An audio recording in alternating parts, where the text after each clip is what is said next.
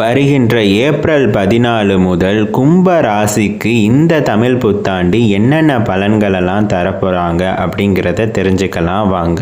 கும்ப ராசியை பொறுத்தவரை சனி பகவானோட சஞ்சாரம் உங்களுக்கு உடல்நிலையில் சங்கடங்களையும் பாதிப்பையும் ஏற்படுத்துவார்.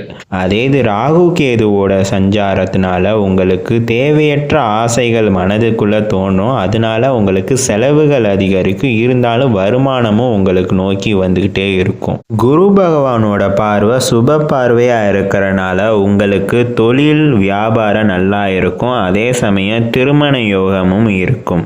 செவ்வாய் பகவானோட சஞ்சாரம் உங்களுக்கு புதிய பாதைகளை அவர் திறப்பார்.